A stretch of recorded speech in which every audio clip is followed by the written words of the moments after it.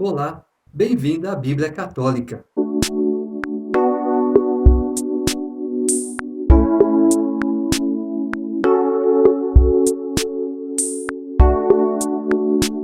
Juízes, capítulo 10. Depois de Abimeleque, levantou-se para livrar Israel Tola, filho de Fua, filho de Dodo. Era ele de Issacar e habitava em Samir, na montanha de Efraim. Ele julgou em Israel durante 23 anos. Depois morreu e foi sepultado em Samir. Depois dele, levantou-se Jair de Galaade, que julgou Israel 22 anos. Tinha ele 30 filhos, que montavam 30 jumentos e possuíam 30 cidades, chamadas ainda hoje de Aduares de Jair, na terra de Galaade. Depois, Jair morreu e foi sepultado em Camon. Recomeçaram os israelitas a fazer o que era mal aos olhos de Yahvé. Serviram aos Baais e às Astartes, e também aos deuses de Arã e de Sidônia, aos deuses de Moabe e aos dos Amonitas e dos Filisteus. Abandonaram a Yahvé e não mais o serviram. Então a ira de Yahvé se acendeu contra Israel, e ele o entregou às mãos dos filisteus e às dos Amonitas. Estes humilharam e oprimiram os israelitas desde esse ano. Durante 18 anos, todos os israelitas que habitavam além do Jordão, na terra dos amorreus em Galaade. Os amonitas passaram o Jordão para combater também contra Judá, Benjamim e a casa de Efraim, e a aflição de Israel tornou-se extrema. Então os israelitas clamaram a Yahvé, dizendo: Temos pecado contra ti, porque abandonamos nosso Deus a fim de servir aos Baais.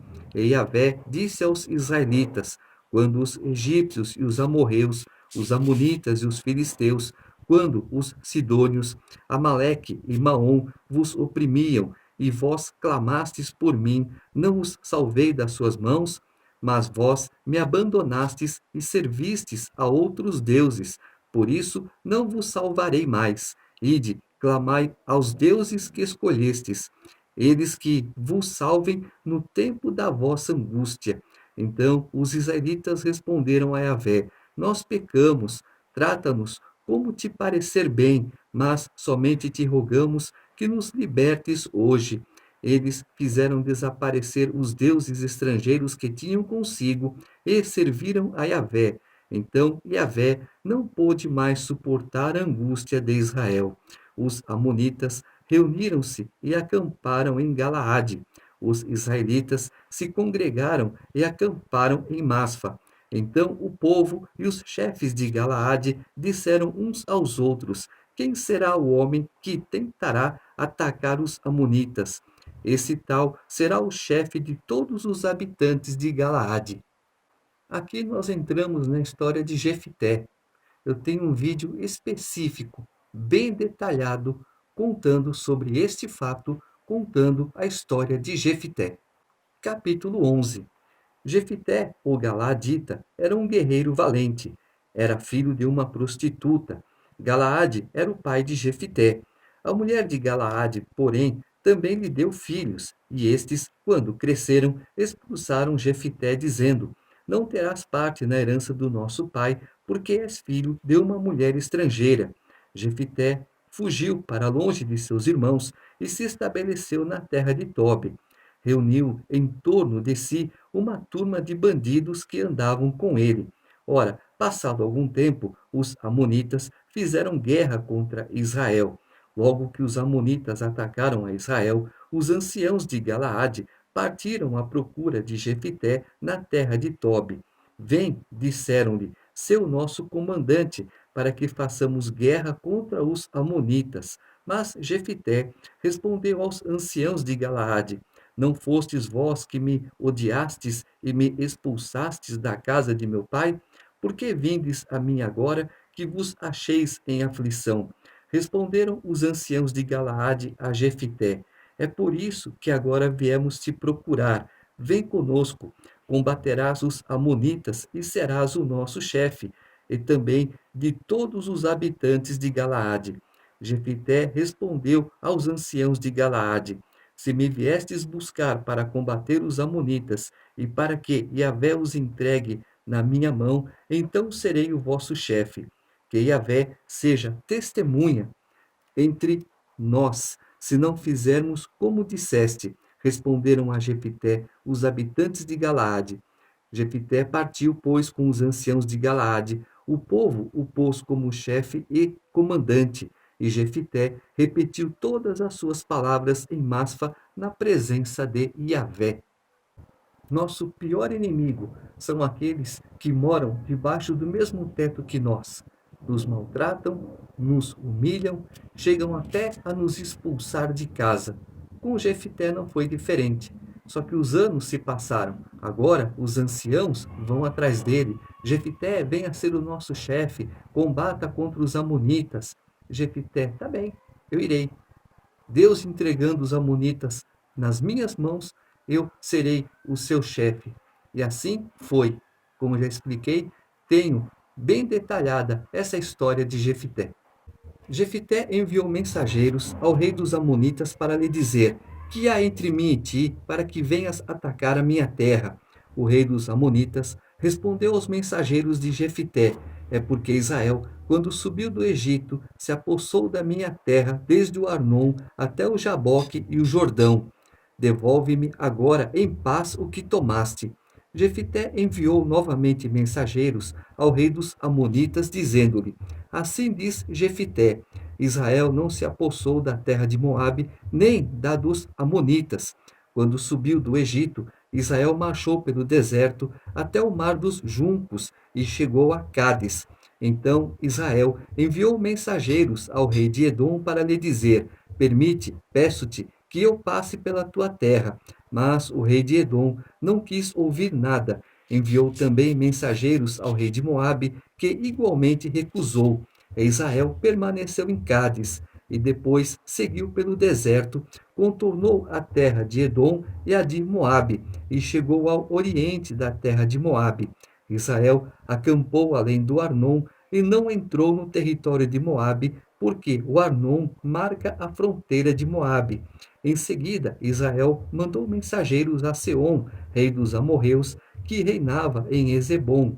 E Israel lhe mandou dizer: deixa-me, peço-te, passar pela tua terra para atingir o meu destino.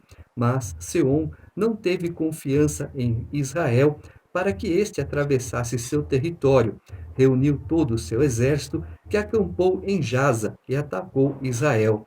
Yahvé, Deus de Israel, entregou Seom e todo o seu exército nas mãos de Israel, que os venceu. E Israel tomou posse de toda a terra dos amorreus que habitavam essa região. Ele ficou assim de posse de toda a terra dos amorreus, desde o Arnon até o Jaboque e desde o deserto até o Jordão. E agora que Yahvé, Deus de Israel, expulsou os amorreus da sua terra ante o seu povo Israel, serás tu que nos expulsarás? Não possuis tudo que teu Deus Camus te deu?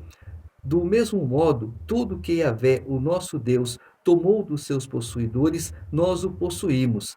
És tu, porventura, melhor do que Balaque, filho de Sefor, rei de Moabe?